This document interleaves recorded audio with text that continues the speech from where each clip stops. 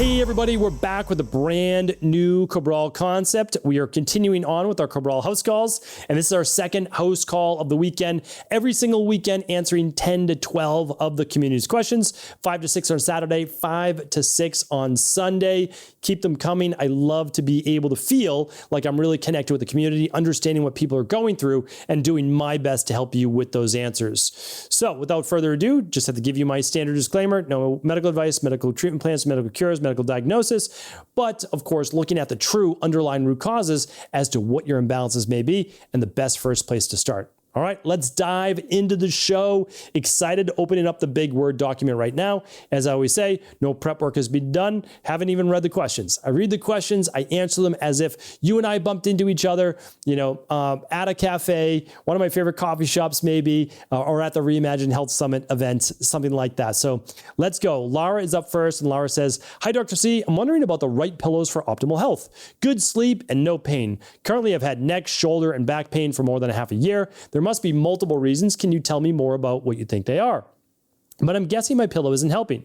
It's old, it's made out of memory foam, which I remember you once said is toxic material. I'm from Europe, so probably your brand suggestions wouldn't help, but maybe you could talk about pillow materials that are healthy options. And does the shape of the pillow matter? Anything about pillows, please. Thank you for all you do. You're my favorite source of information." Thank you, Laura. Appreciate that. All right. So when you have neck, shoulder, back pain, the biggest thing is looking at what are the postural positions you're in on a daily basis. I would also tune back into yesterday's show and listen to my answer that I gave to Aaron. That was episode 3081. All shows are at stephencabral.com/podcasts. So if you are at a desk and you are seated and your neck and your chin is coming over your chest, way over, you can just have someone take a random photo of you just at your desk.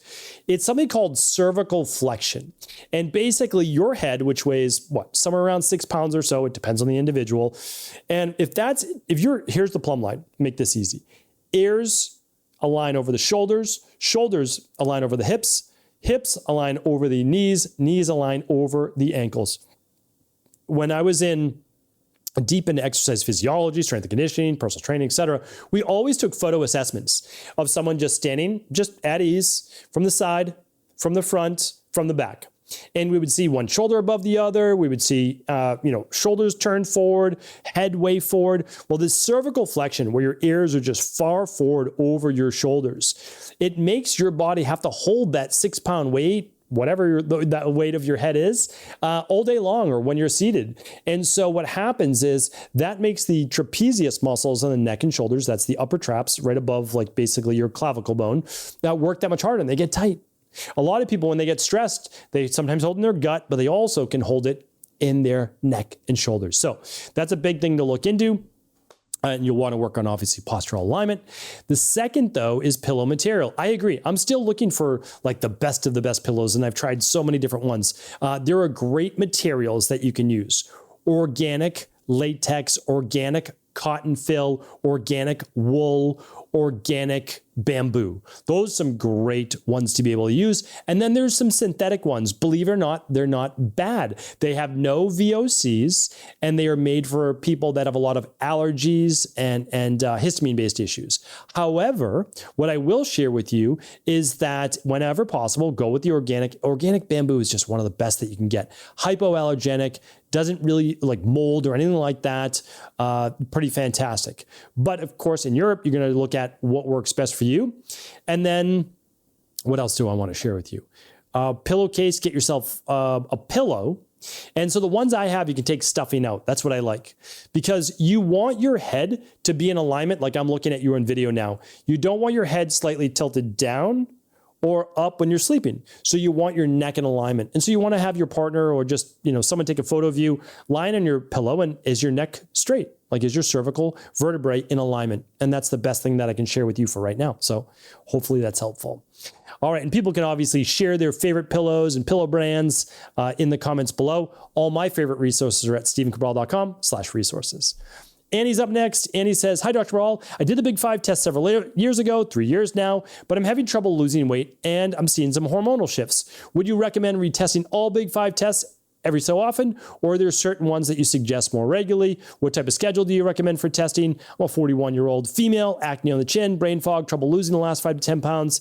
I'm thinking I have larger estrogen dominance, slightly hypothyroid, confirmed MTHFR. Thank you, Annie. Yeah, Annie, you're probably right. You probably are, but we're just guessing until we test, right? So we recommend running the Big 5 every single year.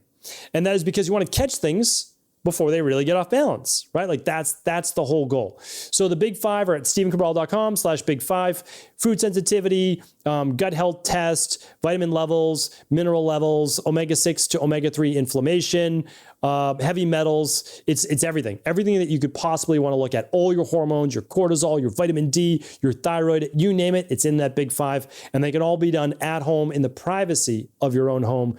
None of that information gets shared with anybody except you and your practitioner. That's it. So that is that. So yes, I would run the Big 5 if it's been 3 years, no doubt about it, since I do recommend running them annually. If you only wanted to run one and you thought all of this was mainly hormonal, you would run what's called the stress, mood, and metabolism test. Part of the Big 5, but you can pull it out and just run that one if you want. And but again, huge savings, like $1,000 savings by running the all 5 together. So you get a couple $100 off each lab, which is I think pretty fantastic. And they all work together. Remember, you're not one lab test, right? You're not one thing, but it is a great lab, even just by itself. The stress, mood, and metabolism that runs your estrogen, progesterone, testosterone, DHEA, 4 times cortisol during the day. All of your thyroid numbers, free T4, free T3, TSH, TPO antibodies, vitamin D3. What else? Insulin, hemoglobin A1C. So yeah, pretty phenomenal. If you can only run one, it's a good one for hormones. That's for sure. There's no better. All right. Anonymous is up next. Anonymous says, "Hi, Dr. Cabral. I just listened to your episode where you were talking about how you use Apple Watch and you said Oura is not good for tracking activity at all. Could you please explain what you mean by that? I only have an Oura ring and I don't want to wear a watch. So obviously I use my Oura also for tracking my activity like steps, heart rate when I go on walks. It detects when I do housework, or dance, for example, and asks me if that was when I was doing, so it tracks it as an activity. Don't mind if it's not as accurate as some other devices, but would like to understand what you said about it's not good." Okay, so here's the thing. That was probably 2-3 years ago when I did that podcast. Oura has gotten better, but what I can share with you is that it is not as sensitive for activity as an Apple Watch by far. So I can still say that. Yes, I agree with that. However, let's just check. So by the way, though, Oura Ring is the very best that I've seen. I'm just always honest because I review Whoop, Apple, BioStrap, Garmin, Oura.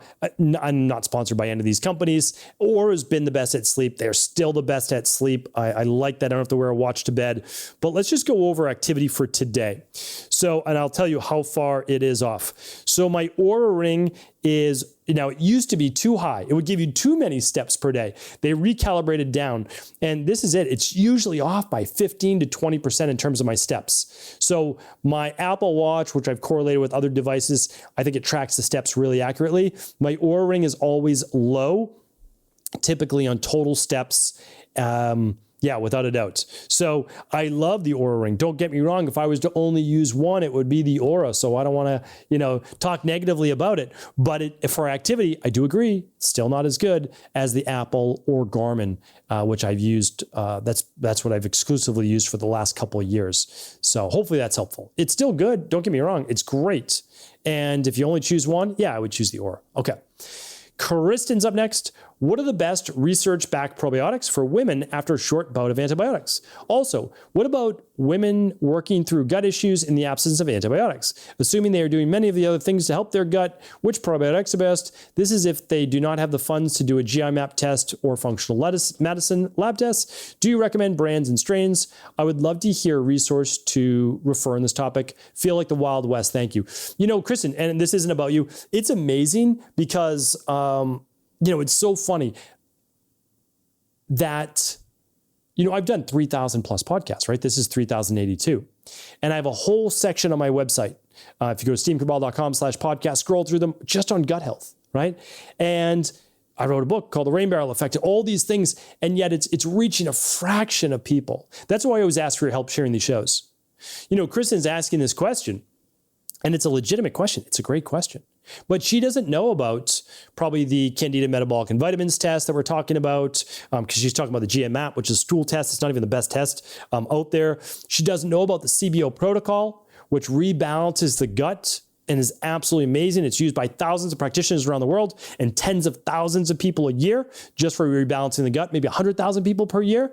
And then the probiotic that you want to use, especially after antibiotics, and I've talked about this in the podcast many times, is the healthy gut support plus the clean gut probiotic, especially for women, because it contains Saccharomyces boulardii, which then doesn't allow for yeast overgrowth or candida overgrowth, which can affect bacterial vaginosis in the vagina, as well as yeast overgrowth, yeast infection. Okay, so after antibiotics, clean gut probiotic plus the healthy gut support. But if you have gut issues already, you want to do what is called the CBO protocol, and you can find these at stevencabral.com/shop. We have used this with at least 100,000 people, and the majority of our practice is women. So you're in good hands, Kristen. We are happy to help, but we also provide unlimited free support. So you can ask every day if you want at cabralsupportgroup.com. Of course, you can ask here, and then you can search all the podcasts you want, all free at stevencabral.com/podcasts. All right. Thank you, Kristen. Appreciate you. Thanks for being a part of this community as well. Share the show, though. Keep sharing the show with people.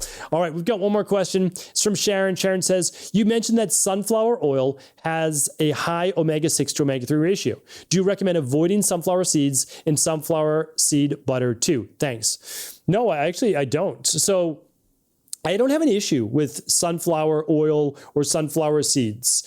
I really don't, like sun butter. Should I recommend saying you want to have it every day and have a lot of it? No, I don't feel that way at all. But it's not that we can't consume omega-6s. We can. There is no grass-fed meat out there. Everyone's claimed it. No one's been able to send me an example of a grass-fed, grass-finished meat that's better than a 3-to-1 ratio of omega-6s to omega-3s. So there's just more omega-6s in most foods, but a 3-to-1 ratio is still totally fine. Now, does it sunflower oil or now I don't recommend sunflower oil necessarily. It's okay to have some of it. There's no doubt about it, because it can actually be a beneficial polyunsaturated fatty acids. And I know that blows people's minds, but again, use an unbiased perspective. It's non-oxidized. Look at the research on certain polyunsaturated fatty acids, and pretty much all of the major causes of disease, like cardiovascular especially, can have a very beneficial effect. Now, it's when you go overboard that it's the issue. So here's the thing. Sunflower seeds or sunflower butter a couple times a week, I wouldn't have an issue with it. But here's why I don't have to guess. I'll never have to guess. And I can't give you the wrong recommendation, because here's what I do. I'd run an omega-6 to omega-3 inflammation test as part of the Big Five, or as a one-off for someone like yourself, Sharon. So you can literally just go to stevencabral.com/shop or work with an integrative health practitioner, run the omega-6 to omega-3 inflammation test. You will find out your exact omega-6 to omega-3 ratio, because maybe it affects you differently than others. Maybe it's no big deal for your body. You process it totally fine. But for others, maybe it is a big deal, right? So that's always what I look at. And if you're at a 3-to-1 ratio of omega-6s to omega-3s, you're good to go. You can't let other people tell you that it's harming you, right? So I try to take a really unbiased perspective.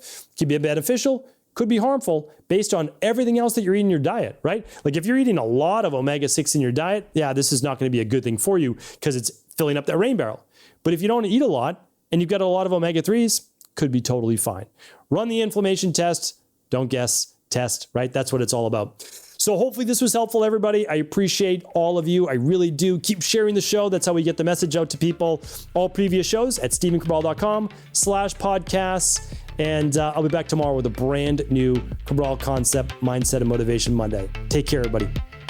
Thanks so much for tuning into today's show. Before you go, don't forget to hit that subscribe button. I want to make sure that you're getting our daily content, not missing out on anything functional medicine, wellness, weight gain, weight loss, anti-aging, living longer, stronger, and all of the most cutting-edge research.